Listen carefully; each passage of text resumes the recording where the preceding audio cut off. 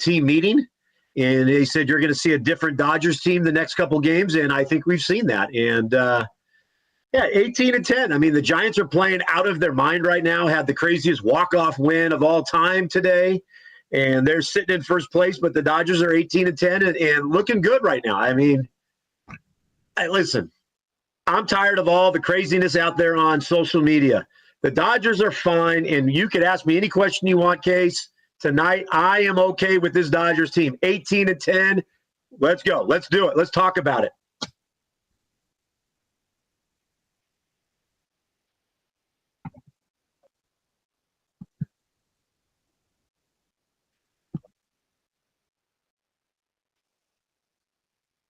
Listen, the Dodgers are not playing well, but they've won 18 games. They're 18-10. They're a half game out of the first place right now. And you know what? You don't have anything from Muncy. Mookie's not doing anything. In our Dodgers Daily group chat, I told you Shohei was going to come home and start hitting. I'll pull that up if I have to. I like our pen. Pages, listen, I wanted to address this early and get it out of the way. All of these fake Dodger haters out there wanting to send him back to the minor leagues. We know who they are. They're trolls out there, these social media guys. And unfortunately, they've got a lot of followers. These dudes were begging for Andy Pages to be sent back down to Oklahoma City. And that just tells you they don't know baseball. They don't know what's going on inside the Dodgers organization. They're giving this dude a chance, and he's pay for it right now. What was he, 10 for 12 in the Pirates series? He's looking – yeah. And he's looking better in center field. He's robbed, 3 home runs this year. He's got a cannon of an arm. Patience is the key with Pages, and it's paying off. It's like, I'm not going to mention the 3-4 guys' names out there that are just bashing this dude. And you know what's funny, Case, and all you fans out there, is now all of a sudden they're fans of this dude. And what I have done is I have saved message. I have saved some of these tweets, and you know what? Some of them have been deleted, which I find hilarious. So I'm off my soapbox, Case. They're 18-10. They're not hitting the ball well. They're not playing great baseball, but they're 18-10. And you know what? It's not going to be easy. They're the defending world champs. It's not always easy being a defending world champion. And you know what? We have tons of talent, but I think we're going to continue to get better. And I like the last 2 games. Sorry for the big rant. I took a lot of your, I was fired up.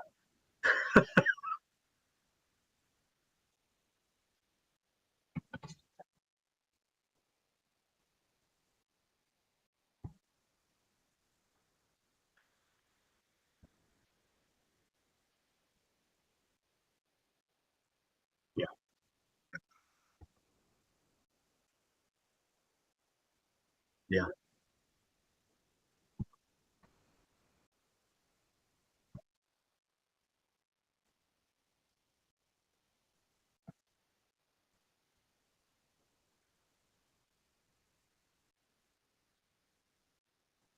Yeah.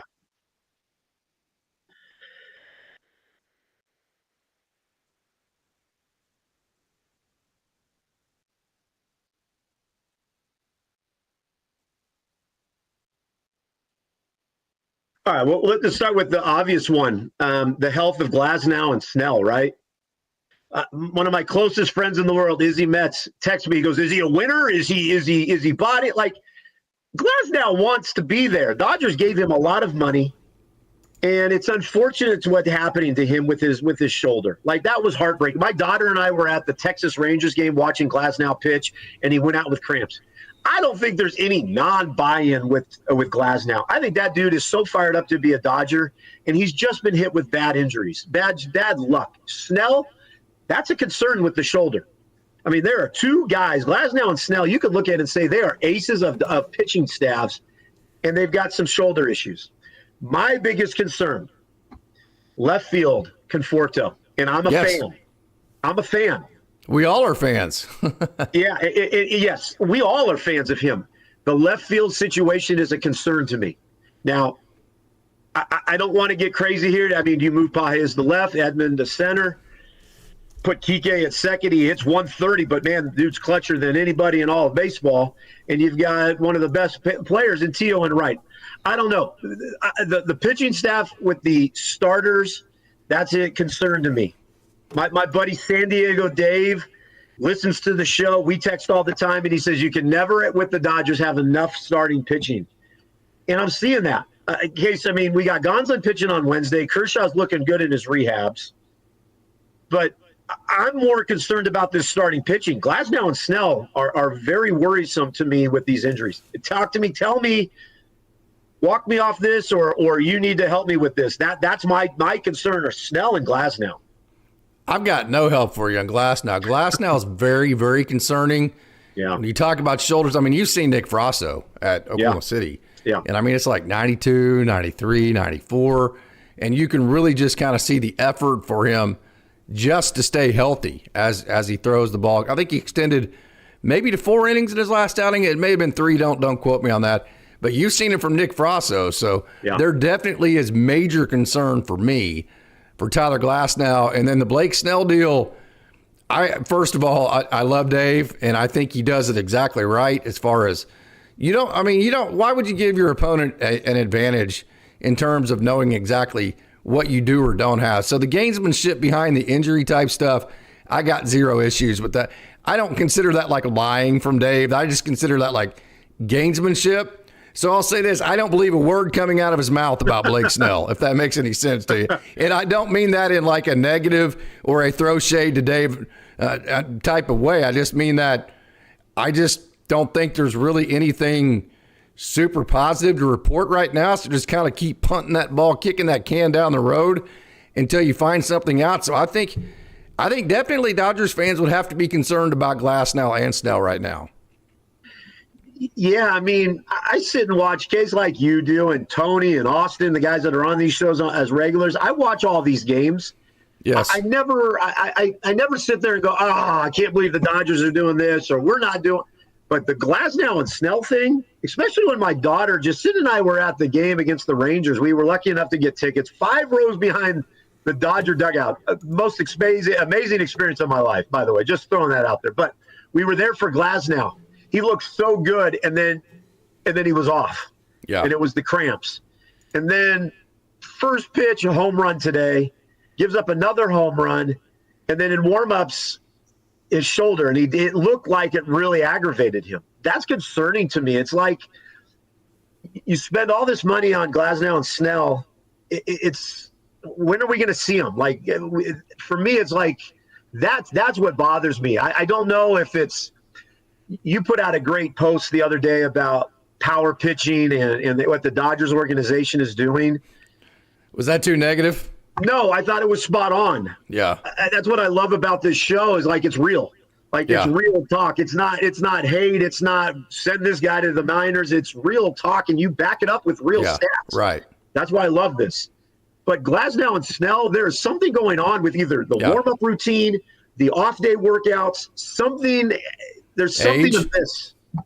There's something amiss, Casey, and it's concerning to me. It's more concerning to me than left field and Conforto. It's more concerning than Muncy, in which the pitching staff is concerned, especially the starters. Our bullpen cannot sustain what they're doing. Not from a link perspective. I think they're good enough to continue to throw the zeros they've been throwing and execute the way they've been executing, but they can't continue to throw this many innings. 162 games worth of this coming into the 4th inning. That's not sustainable, and it concerns me. That's so much more concerning than Muncy and Conforto's hitting right now. Yeah. So. Yeah. Good thing about it is Landon Knack looked a lot better yesterday. You've seen him in Oklahoma City. I saw him. He hasn't been able to throw that knuckle curve consistently at all. He has not been a 4-pitch strike thrower, which is what he has to be because this stuff isn't just off the charts, just ridiculous. And so he has to throw strikes with all 4 pitches. He did that yesterday. So good thing is I think he's looked pretty good. And then you have Gonsolin coming. So hopefully you do have some reinforcements. But I'll say this. I mean, this is no knock against Tony Gonsolin because he's been very good. And he may be, from a results perspective, just as good. Or a Landon Knack or a Bobby Miller or a Justin Robleski. But there's a reason why you went and signed Blake Snell and Tyler Glasnow for as much money as you did, because those are the guys that you want pitching. So whether it's Landon Knack again, I don't mean this to be negative or throw shade, but if they're pitching, that means Glasnow and Snell is not. and that was not the plan. That means you are not as good. Yes, thank you very much for saying that. That is exactly why they went and got these guys. And we love Tony. We love Landon.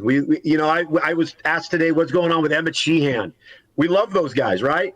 Yeah. Ben Kasperius, maybe I'm crazy, but I think you're going to back me on this. Ben Kasperius needs to be made into a starter. No doubt. He's always been a starter. There you go. Yeah. But we are relying on Blake and Glasnow this year.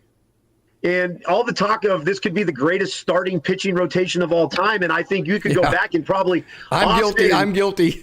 Yeah, me too. And I think you could go back and talk with Austin and Tony on previous episodes. We all said if they stay healthy. Yeah, right. And in the back of my mind, I was like, yeah, if they stay healthy. But you know what? I'm such a positive Dodger fan. I'm like, this is the year. They're going to stay healthy. Me too. Yeah, and Casey, here we are. We're 28 games in, and Snell, there's uncertainty with his shoulder, and Glasnow, this is 2 games in a row. Yeah. Cramps, and now he didn't look good when they showed the replay of him in the warm-ups when he threw that pitch and he started grabbing his shoulder. That's a bad sign, and he looked terrible in the locker room and disappointed of what happened today. And that's where I tried to tell my buddy Izzy, I'm like, this dude is so bought in on the Dodgers. Don't question Glasnow. It's like – what's going on? I just what is going on with the injury situation with that? And it's frustrating. That's what's got me more frustrated as a Dodger fan than anything. Yeah, but I will say this about Glasnow. It's sometimes like you buy a car and you just can't seem to get everything fixed on it. That's kind of what the Dodgers bought a used car, and you never quite know what you're getting with that because you're not the one who put all the mileage on it. Yeah. If you're the Dodgers and you draft a guy, and you're the one who mapped all of the work for that prospect, and you put all the mileage on them, you know exactly what you have in terms of the mileage on that vehicle and how it was used. Hey, one vehicle may have 150,000 miles, but it's a totally different 150,000 miles than my 1998 truck, Dodge Ram, that I've hauled cattle with, that I've drugged trees with, that I drive through the pasture about 4 times a week. That's a pretty rough 150,000 miles, right? Yeah. You don't want that 150,000 miles on there. So I'll say this, it does seem, Glasnow, not questioning the toughness, not any of that. Yeah. But it just does seem like it's frustrating because it's just one thing after the other with him. I mean, it's to the point where you're almost like, let's just move on for the year. Let's put Ben Kasperius back in the rotation, and let's start figuring out how to deal without Tyler Glasnow now instead of having to do it in July. Of course, I'm jumping the gun. I know that, but it kind of it makes you want to feel like that as far as your emotions. Yeah, my emotions were when I saw what happened today, my first thought was, you know what, let's shut him down. Yeah. If we could get to after the All-Star break and slowly work him in and maybe for that playoff run, but it's frustrating because we all know how good that dude is. Yes. I mean, we could talk about all this other stuff, but Glasnow is a stud, and so is Blake Snell. And if you have those 2 dudes healthy come playoff time, that is a phenomenal game 1, game 2 starter, game 3 starter. It's just frustrating to see because the potential is there, but potential can get you fired. No doubt. That's what they say in my world of basketball. Potential can get you fired, and Glasnow. Yeah, you know what the definition of potential is, Coach? Uh-huh. The definition of potential is, man, you have not done yet, right? That's the definition of potential. Right. Is that you have not done anything yet. Glasnow's that guy. You're recruiting him in the college basketball world. And you're like, my goodness, this dude's potential. Oh, gosh. And then he's doing this. So it's frustrating because, gosh, he looks so good out there. And then this stuff happens. So, yeah, it's frustrating. Very frustrating. Yeah, so we're kind of diving into the weeds of some of the issues that are kind of getting off the mark for the Dodgers. And so I'll just kind of button that part of it up with Roki Sasaki is far from dominant right now. His fastball that we thought was going to be like 101, 102 is not. It's not an elite pitch. The spin on it's not elite. He's not landing his splitter. We heard, hey, it's the best splitter in all of baseball because it has zero rotation on it. Well, okay, it's in the zone 30% of the time. I don't care how much it lights up the TrackMan. Ryan Pepio found that out with his changeup. Yeah. I don't care how well the TrackMan lights up. If the Hawkeye system doesn't put it in the strike zone, major league hitters aren't going to swing at it. So it doesn't matter how good of a pitch it is. on a TrackMan. His slider's not landing. So Roki Sasaki, far from dominant. He's just a young man right now that's really just kind of fighting and grinding to get into the type of outing he had last night. So then if you lose Snell and if you lose Glass now really you're just kind of left with Yoshinobu Yamamoto as the only really true ace on this team. Yes, no? Yes. So let's talk about Roki. I love listening to Oral Hershiser. Yes. The guy, he for me is an educational experience. Yeah. And he had something to say the other night where he said, first off, with Roki, it's a different baseball. There's different tact on the baseball. He's in a different country. And it wasn't even last night's game. It was a few weeks ago where they said, you realize other than the high fee that they got to get Roki, he's on a minor league contract. Right. So we expect so much from Roki. Like there's so much expectations put on this guy. And you're right. I mean, he is struggling. I mean, he's not been dominant. And Dodger fans are like, we expect the world from this kid. He's on he's basically on a minor league contract. He's a minor league baseball player for us right now. And he's going out there. And yeah, I mean, the splitter looks phenomenal when it lands. Yes. When he's in the strike, what does he have? He's one of the worst pitchers in baseball on first strike, on first pitch strikes. That's a telling stat. And Yoshimoto, I mean, if that's our ace, I mean, my concern is, he went out for an extended period of time last year after the Yankee game. So, I mean, again, those are things we've got to question as Dodger fans. They are. Right? I mean, doesn't May? I mean, you got to cover him. You got to cover him. Yeah, I mean, May looked great, and then he had a bad outing. Is that just one bad outing, or let's see how he responds to the next one? The velo was down, man. The velo was down. That's the thing that's concerning. Exactly. I mean, I didn't want to say that, but you did. I mean, and we got Gonsolin going on Wednesday night. I mean, there's a lot of questions in this pitching staff, Gase. I mean, we could sit here all we want, and the pitching worries me. It really does. And I am probably the most positive Dodger fan you will ever meet, Casey. And I know you are too, but there are some concerns for me. There really are. Yeah, and we're covering those concerns just to, as a fan. Hey, here are some of the things that we think the Dodgers, as the season goes on, needs to get figured out. And so another thing is, tell me if I'm off. I asked Coach Holt this. I said this all off season. The reason I did not want Mookie Betts at shortstop, I know he's Mookie Betts. He's going to figure out how to play good defense at shortstop. He's not going to – Mookie Betts isn't going to lose in anything he does. He's too competitive. That part of it never worried me. The part of it that worried me is he's going to put so much focus on the defense that it's actually going to affect his offense. So let me give you, this as well as I do. You have this one defensive stopper in basketball, and he covers the other team's best shooter all night long. And so he's running probably 6 miles in one game to cover this other team's best shooter. Yeah. Well, you can't expect that guy to also be good at offense because he's expending so much on the defensive side. That kind of effect was what I was worried about with Mookie Betts. Too much focus on the defense affecting the offensive side. Yes. I thought about that today watching him. He's if that's where they want him to be at short, then I'm all in, right? I'm not going to question anything the Dodgers are doing. Okay, that's good. That's why we were good, Case. But here's the thing. You are correct. Mookie Betts is a perfectionist, right? He is. So I was when we were at the Rangers game. We got there when the doors opened. My daughter and I raced down to our seats, and there is Mookie working on his fielding. Yes, he's working with whatever the doggone no glove is with whatever he's doing, and then he goes out to short and he's working on that. Yeah. My guess is he is so consumed. Yes. I wanting to be such a good shortstop. Well, how long did that take him? He did your defensive drills for what, an hour? 25, 30 minutes before my daughter and I went to go get food. He's so consumed by I want to be a good shortstop, and I think he's played good shortstop. You can argue with me all you want. He's been fine. His hitting is being affected by that. Yes. There's part of me in your back of your mind, the easy solution, just put him in right field, let him get right out there and relax a little bit, let him start hitting again.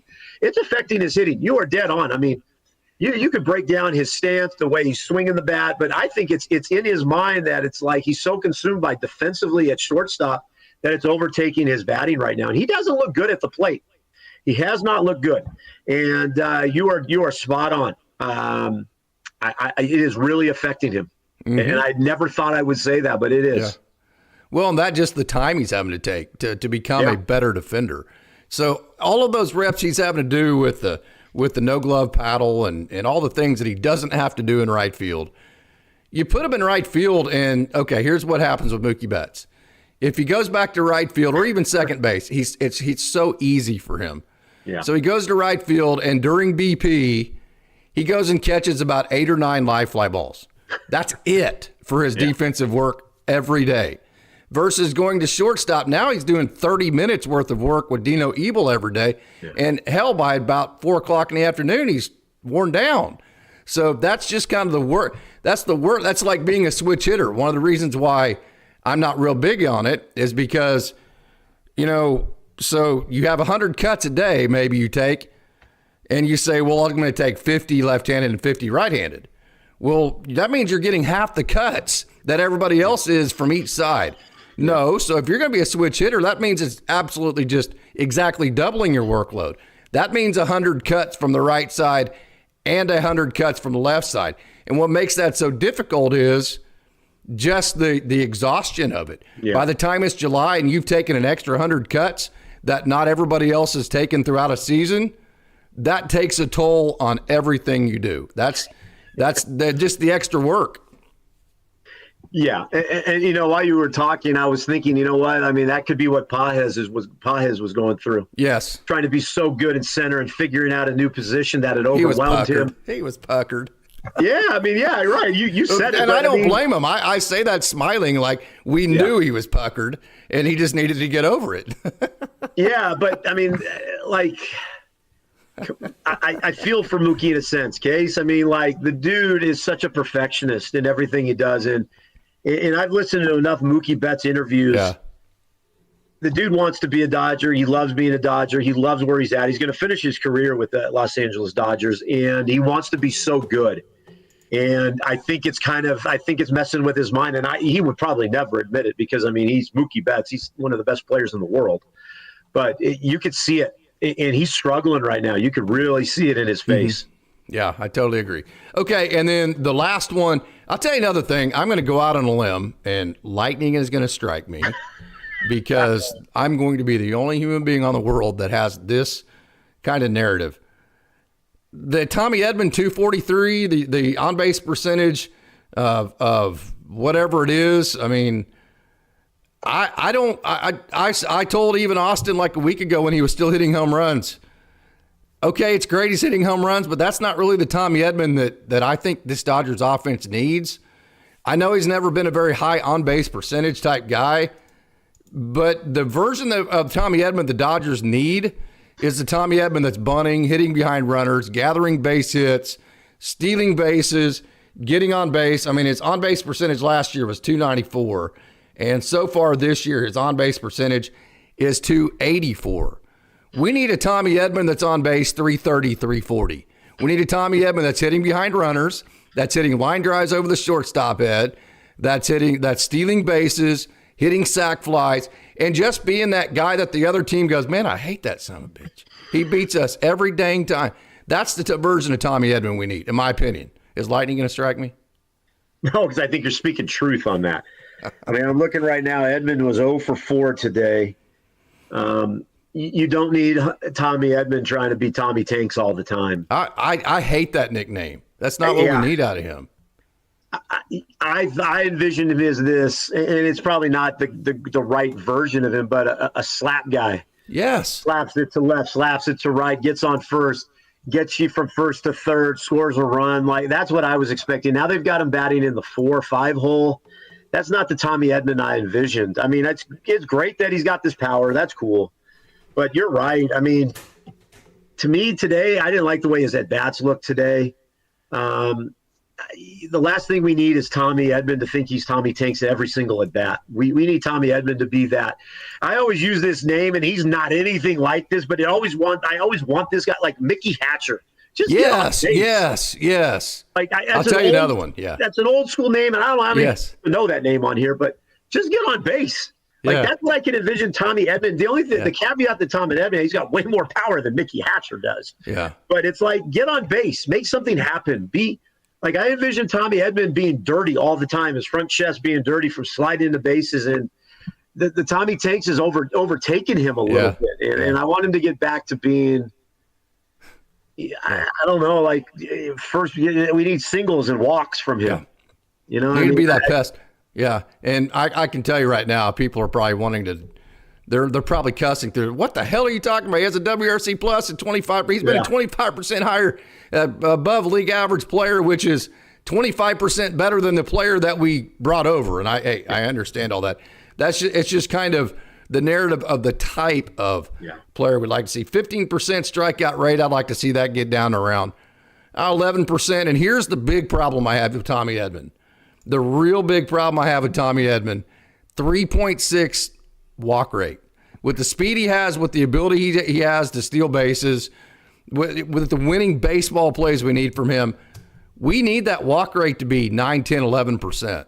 We just do. And I think it'll increase as the season goes on. I think that's part of the equation we're talking about. Exactly. You're spot on. I mean, listen, I love Tommy Edman. If there was anybody that was kind of up in the air on the trade, I was the guy. I mean, I didn't know enough about Tommy Edman. Whatever. I have fallen in love with the guy, but it's like I fell in love with the guy because of the things he was doing, not that he was hitting home runs. And I think he'll get back to that. I think hopefully he does. I mean, let's hope. I think he's a good enough player. I think he fits what the Dodgers want. Yes. And I've got faith that he's going to turn this. I didn't even turn it around. Just like do some different things now. Yeah. So one last one. We have a comment here from Ing.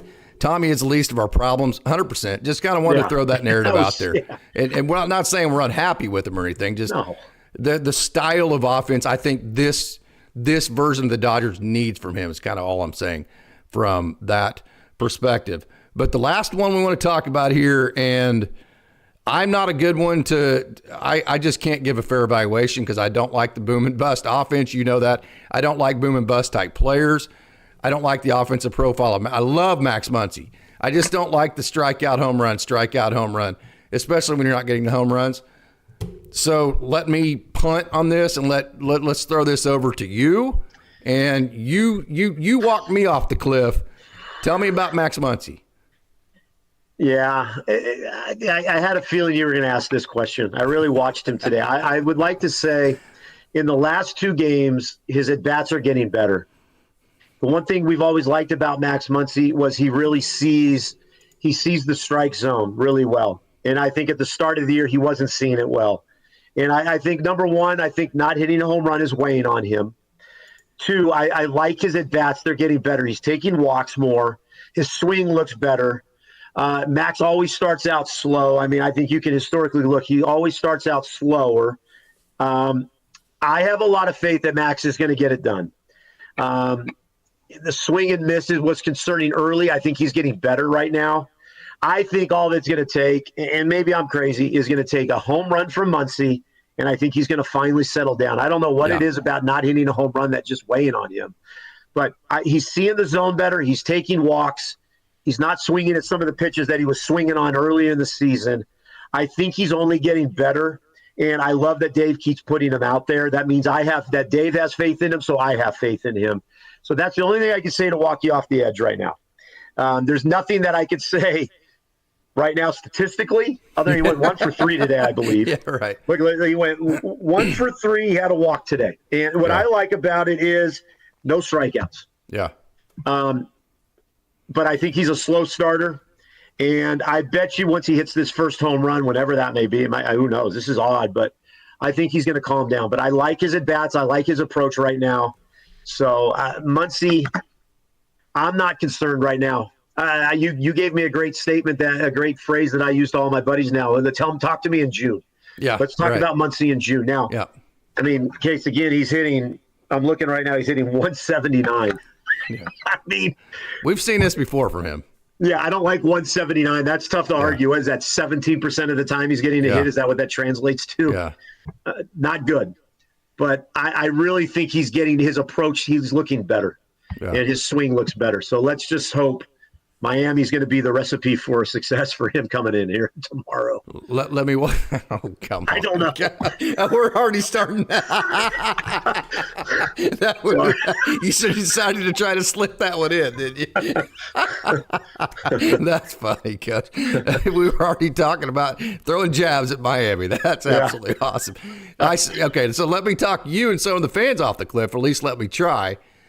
With your description of Max Muncy, do you know who you were talking about right there?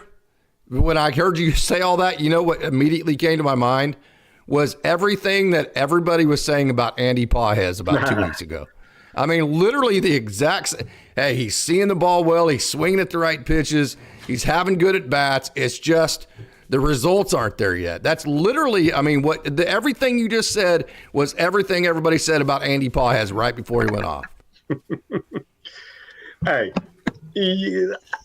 I love Pages. You're like, and I like Max Muncy. There's something about Max Muncy that he's just a Dodger. Like the dude loves being a Dodger, and I think as much of the Dodger fans, like I saw that thing. Where was he at when he walked off the bus, and people were just hammering him about how he was playing. Like, really? It's I mean, what? Shit. I mean, like, you think Max isn't happy about how he's like? You think he's enjoying this? And how do you think that helps? I mean, do you really think that helps? If you're actually a Dodger fan and you want it to actually get better, what part of that makes you think it's going to get better? You're just trying to make yourself feel better, and you look like an idiot doing it. But it's funny. It's I'm sure it's all fan bases.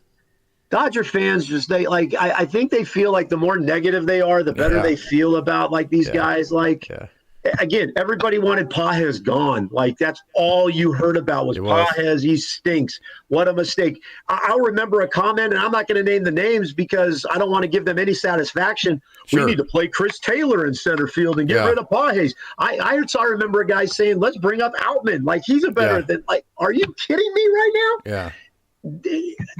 Dodger fans are crazy.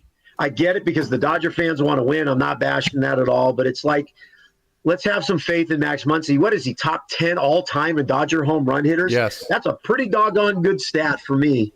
And Max Muncy's going to turn it around. So I predict this next series, I predicted Shohei in our group chat. I predict Max Muncy, I'm going out on a limb, is going to get it turned around for the Dodgers. Okay, Coach, I sent out a long post. I don't know if you saw it the other day about Haesung Kim. And you have seen Haesung Kim play 20 games so far with your own eyes from up close and personal. So let me see if I have backup here. And please do not hesitate if you think anything I'm saying here is wrong, because I've seen the same games you have. So Haesung Kim leads the PCL in steals. That's great. It's going to take about a 3-1, 3-2 to the plate to even have a chance to throw him out, which major league batteries, pitchers and catchers aren't going to do that. So he can steal bases on anybody in the world right now. Period. End of discussion. As long as he gets a good run, a good jump, he's safe. He's tied for third in the PCL with runs scored in 20. But here, I don't mean this to be negative. I mean this, let's get serious. We're trying to figure out, real problems here, right? Haesung Kim has an average of 253. His OPS, his on-base plus slugging, is 311. On-base percentage is 311. That goes back to the Edman argument. Haesung Kim needs to be a guy with a high on-base percentage. His walk percentage, 5.7. So that goes back to the Tommy Edman argument. And a WRC plus of 98. So he's been slightly below league average. He's made 4 errors at shortstop. He has a fielding percentage that's a little bit over 900. Okay. And they played him some in center, absolutely none in left field. Now with Andy Pages absolutely crushing the ball, we have a comment here. Is Haesung Kim a replacement for Michael Conforto? Is that any kind of consideration anytime soon? Am I being too hard to say that Haesung Kim is exactly where he needs to be, and he needs to be in Oklahoma City for a while longer to figure out how to make his game mold around his talent? Spot on, yes. I mean, Outman's started to really – first off, let's talk this. Outman's hitting 245 right now. Yes. He's raised his average a ton. That's how bad he was playing. Yeah. Kim struck out 3 times today, if I'm looking at the right box score. Right. He has a K percentage of close to 30%, Coach. Yes. I don't mean that to be negative. We're trying to have a real conversation, right? So the real conversation is people realize Conforto was an all-star at one time. Yes. When the Mets made that one phenomenal run, Conforto was a stud on that team. Conforto has proven it in the Major League Baseball that he can hit. Conforto is going to be a guy that I do not see any consideration with the Dodgers saying, let's bring Kim up for Conforto. I don't see it. Guys, by the way, Chris Taylor's hitting above 300 right now, and that's in limited at-bats. Limited at-bats, granted. His fielding is so much more better than Kim at this point right now. It is. I 286 like Kim. for Taylor, by the way. Yeah, I love Kim. I think he's going to be a great future guy. The Dodgers didn't miss on him. They did not miss on him. No, and that's not what we're saying. But You're to correct. say Kim, yes. I don't understand why. Because here's what it is, Case. It is a social media world. So what you see of Kim is all of the positive stuff he's doing with OKC. You don't see the everyday stuff of the mistakes he's making or the swing and miss. He struck out 3 times a day. He's hitting 252. Yeah. So my post wasn't too negative then? No, I think you're spot on because we're being real. Yeah. It's like the whole world of, I hate to bring this up, but I don't even know if people understand. It's the Bronny James syndrome. Yeah. All you see is the positives of Bronny James, but you don't see the negatives. This is the same thing with Kim. Kim is not ready to be a Major League Baseball player. I don't even think it's close to being ready. I agree. And this might be that might be the craziest take out there in the social media world, but he's not ready. He is not ready to be a Major League Baseball player. Chris Taylor is so far ahead of him athletically in terms of fielding different positions right now. And Conforto is such a better hitter than Kim is. There's no chance in my mind. And you know what? I've been wrong many times, and maybe I'm going to be wrong in this. Kim is not ready to be a Major League Baseball player. He needs a full year of AAA baseball. I agree. I totally agree, Coach. To get him to spring training. And that might be the craziest take for people listening to me right now. You and I have seen him personally. He's a very good baseball player. The future is really great for him. The Dodgers completely hit a home run with him, but he's not a Major League Baseball player yet at this moment. Well put, Coach. That standing ovation, because that is absolutely 1,000% spot on.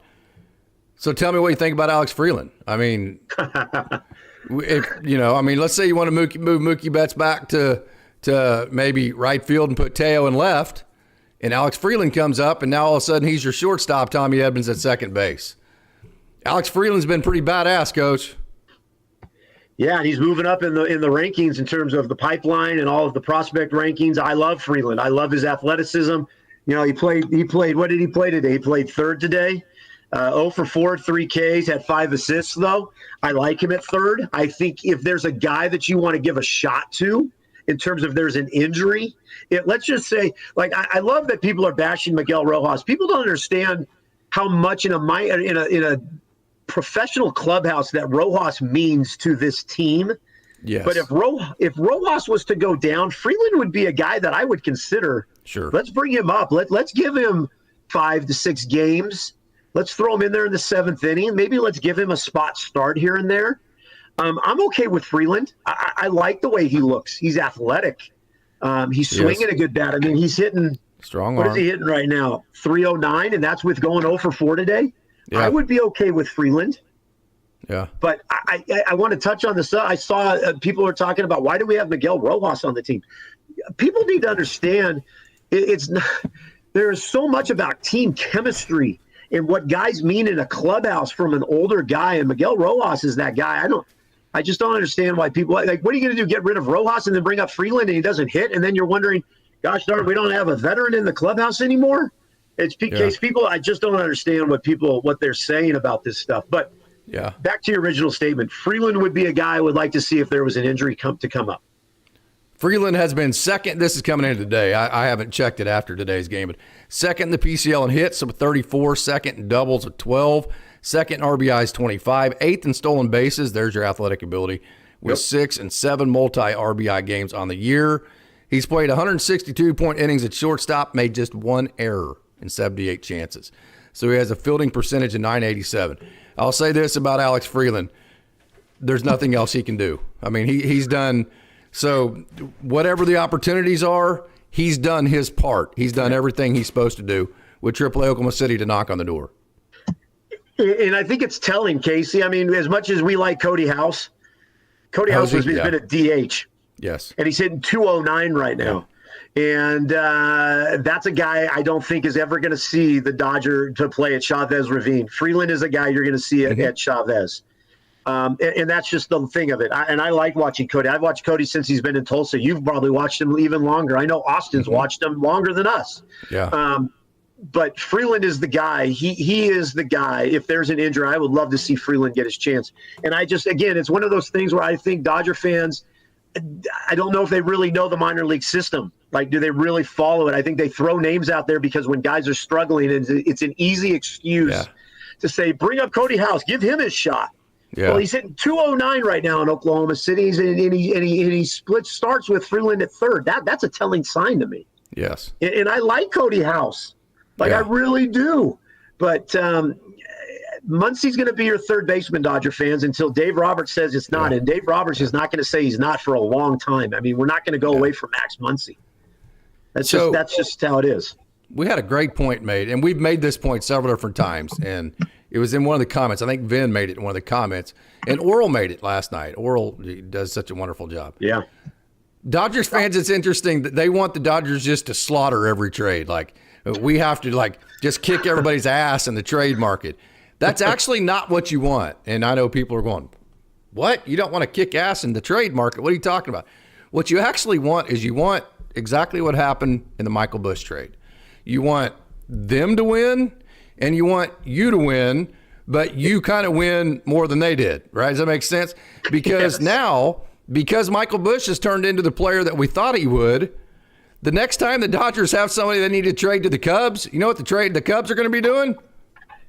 Bring them on over. Let's go, baby. So, I mean, if we just trade with the Chicago White Sox, if I'm the White Sox, I'm never trading with the Dodgers ever again. So so for the Gavin Luxes and for the Michael Bushes and for the Yorbit Vivoses and the Justin Hagemans, who made his major league debut the other day, and the Ryan Pepios and the John, you've got to root for these guys to have success, because if the other side has success in the trade market, then that means that we can trade a Michael Conforto or a James Outman or somebody like that, and because other teams will actually do business with you.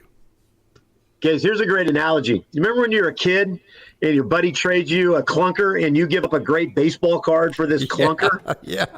I mean, it's I'm going to always be hesitant when my buddy says, hey, I've got this Enos Cabell card and you want to give me Mike Schmidt?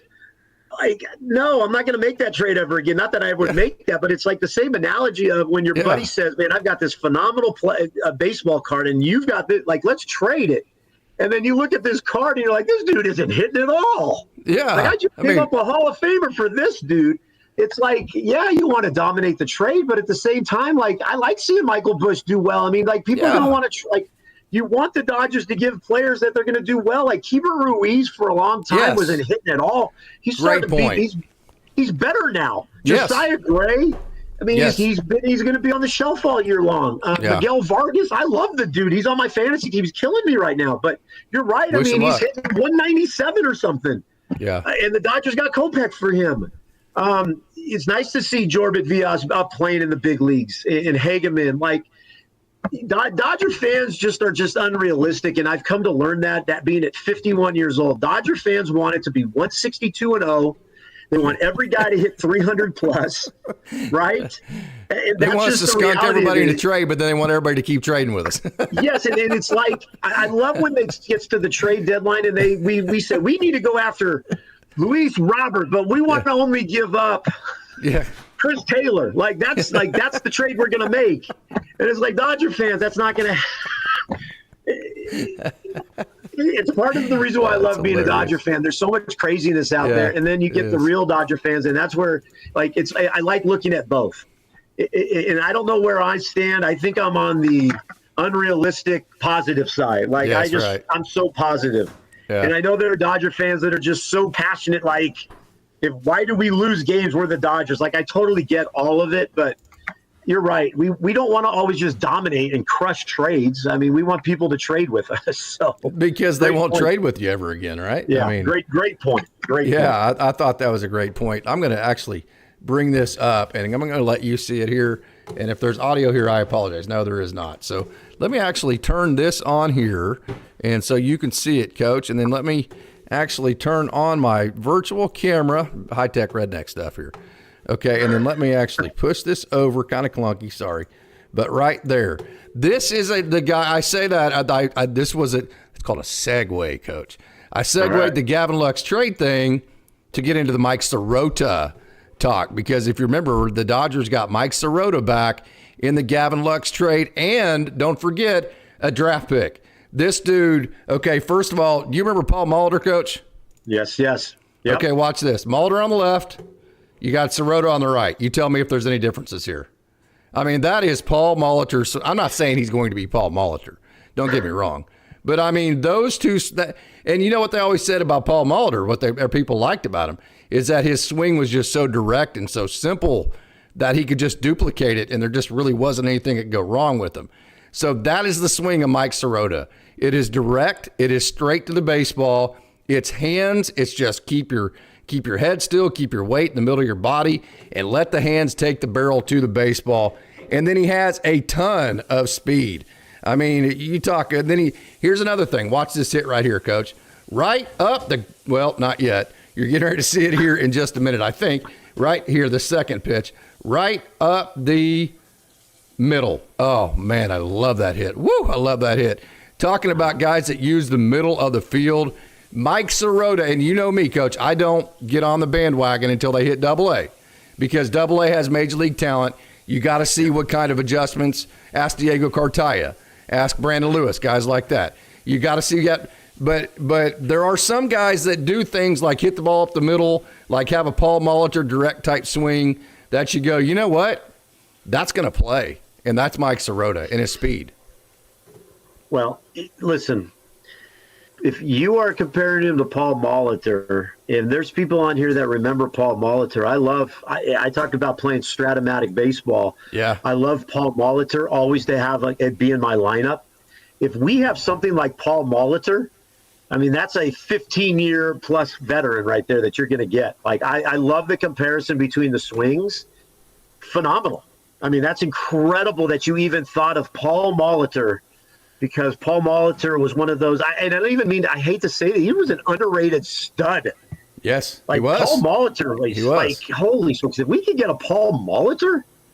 Yeah, that type of hitter. Yeah. I mean, Case, how many current Dodger fans even remember how good Paul Molitor was? Yeah. But that's. I'm not saying he's going to be Paul Molitor, but that's the type of offensive profile that he's going to have and the type of swing. Here's another guy, Coach. I know you love this guy. This is Kellen Lindsey. And what I wanted to show you here, that's not him hitting. Okay, check this out, Coach. Watch this. He's the runner at first. This is the ball to right field. The right fielder's coming in on him. He's like, 25 feet from the dirt? And he makes a strong one-hop throw, not even close. Look at that 80-grade speed. That is some serious speed right there. I wanted to show you his speed. I know you love Kellen Lindsey. And then watch this. Here's a nice defensive play for him. At shortstop, straight back, over the shoulder. Hey, not a problem. Go get it, Kellen Lindsey right there. Good young hitter. And then here's some offense right here. This is some defense. So he makes a nice little play over to first base. And then let me get you. Here's his first professional home run right here.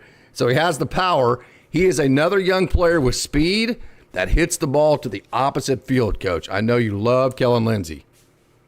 Yeah, I fell in love with him watching spring training baseball. And I'm like, I love that they were giving him an opportunity. This is a kid that I've followed.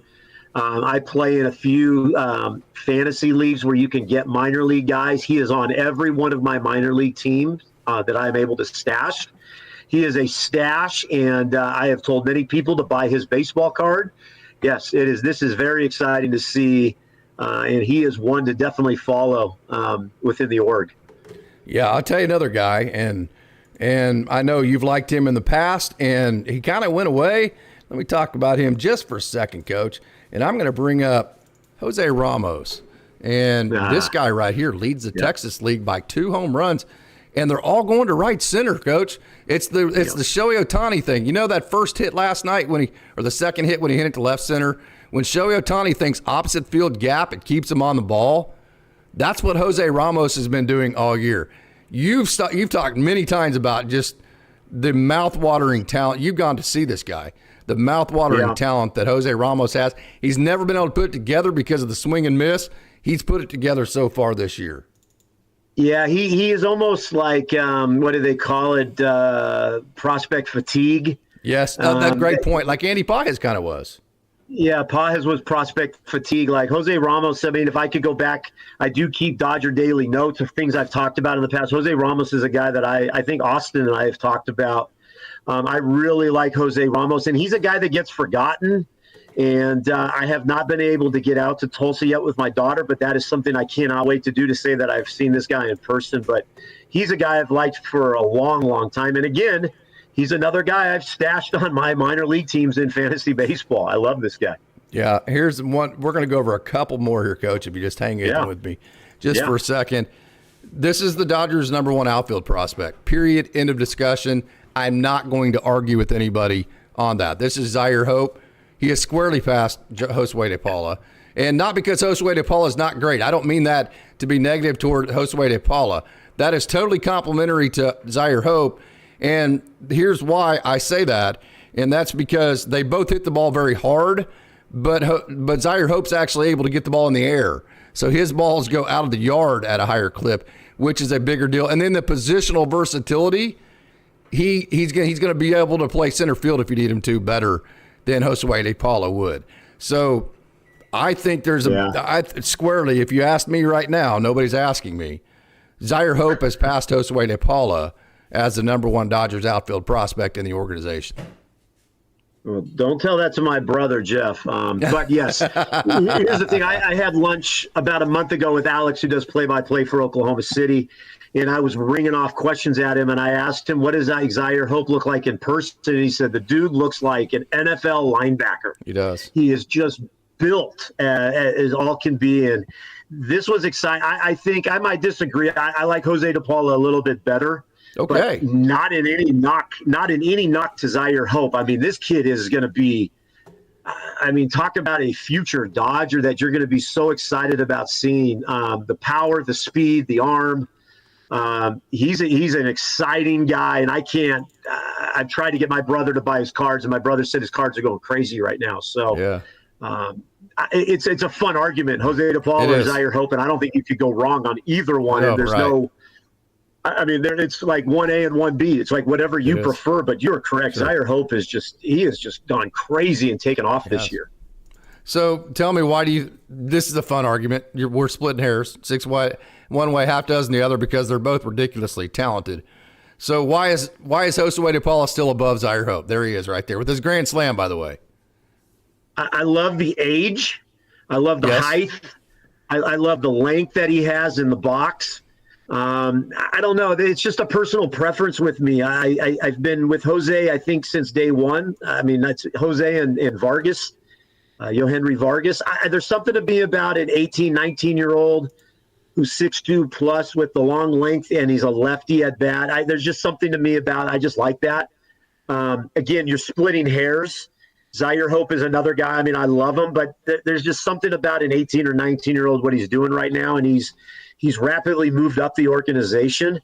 If he's 19, he's playing. He's what, almost a triple or double A right now. Yes. But here's what I like is you're going to have Hope and De Paula together for a long time. I think. I just don't see the Dodgers. Yeah, I just don't see the Dodgers moving these two guys. No. And then you have Mike Sirota, then you have Kendall George, and you have Logan Wagner. And then the last guy we're going to cover is your favorite here. This is Yohendry Vargas. What do you like about him so much, Coach? You've been high on him for forever. I think my daughter and I bought his baseball card before he was even anybody. There's something about 6'3", 6'4" shortstop to me that just it's intriguing to me. And the comparison is not a fair comparison. L.A. De La Cruz comes to mind for me. Mm-hmm. I cannot say that he's got the same speed, but I love the height. I love his range. And another guy that's rapidly moving up the organization. Like I just have been so high on this guy since day one, and I'm not going to change. And I don't know. There's something about, like, he reminds me of L.A. De La Cruz, and I could be crazy. I don't know. Yeah. So I was looking the other day. Actually, give me 1 second here, Coach, and let me get back to here. We've got just a couple minutes left here. Let me get back here. I'll just cut it back over to us. And so I was wanting to look at this. Did you see O'Neal Cruz for the Pirates this weekend? He's a pretty good looking player. He's pretty impressive, isn't he? What is it? So, he was with the Dodgers in 2015, 2016. I want to say it was one I actually forgot that.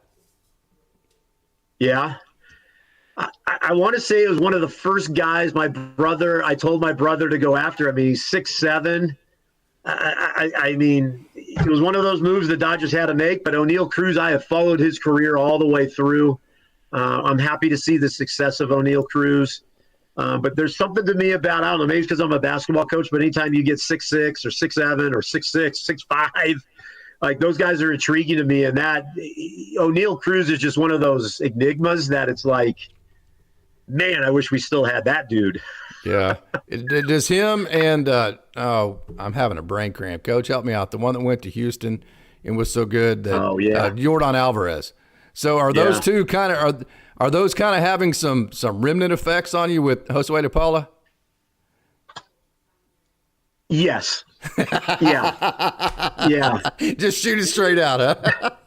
And it stinks because, I mean, all of the guys that come on Dodger Dogs love our minor league guys. And it's like, I get attached to these guys. Again, my daughter and I with Henry Vargas, my daughter and I with Jose de Paula. I've told my brother, go after his cards. Zaire Hope, the Lindsey kid, Freeland. I mean, all Andy these guys, Pages. we get, Pages, I mean, we get so attached to them. But there's Jose de Paula reminds me of those guys. And it's like Dodgers just don't just let him keep developing. Let's not throw him in any trades to get this starting pitcher. You know what I mean? So, Yeah, so you got Yoendry Vargas with Ellie De La Cruz. You got Josue de Paula with Yordan Alvarez and O'Neal Cruz. You got Mike Sirota with Paul Molitor. We're throwing some fastballs out here, but we're not saying these guys are going to be those players. That's just kind of who they remind us whenever there's the way that they set up mechanically and that kind of thing.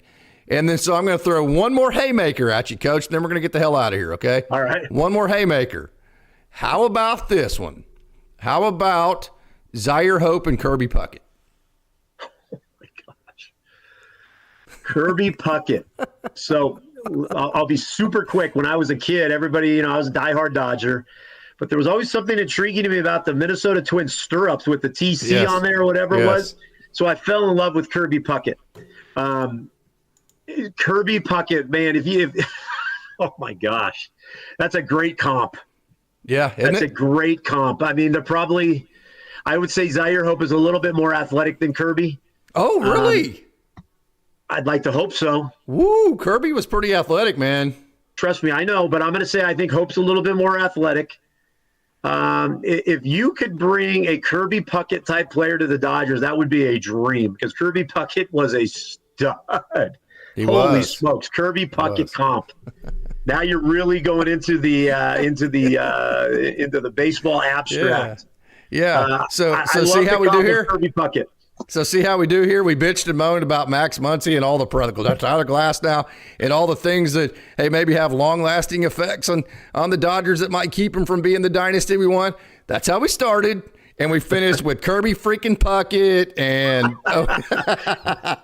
that's how we roll around here, Dodgers Dogs, right?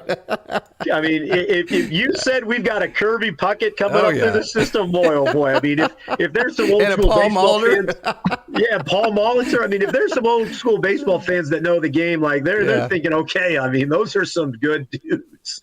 People are going to go home and go, man, those people are smoking. So I need whatever they're smoking. I need some of that because they're talking about having Kirby Puckett and Paul Molitor and Yordan Alvarez and all these guys in our system right now. So no, we're not saying that they're going to be those people. That's just kind of the comps to give you the example of the type of mechanical structures they have. But Coach, hey man, this has been a whole lot of fun. I miss it when I don't get to talk to you on Sundays. Hopefully we can hook up more Sundays than not. It's always so much fun to get to talk to you. So final thoughts. No, Case, I miss you too, man. I miss being on here. I mean, this is the highlight of everything after you watch a lot of Dodger baseball. No, I think Dodger fans were 18-10. We're not playing well. Muncy's not hitting. Conforto's not hitting. Pages has proven some people wrong. We've got pitching injuries, but you know what? We're 18-10. We're still the best team in baseball. We've got the best stadium, the best manager, the best fans. And again, Dodger Dogs, Dodger Daily is where you are at. It's the most real, true Dodger talk. And thank you for your support. And Case, thanks for having me on, and I look forward to being on again. Hey, thanks, Coach. As always, it's a great day to be a Dodger. Yeah, buddy.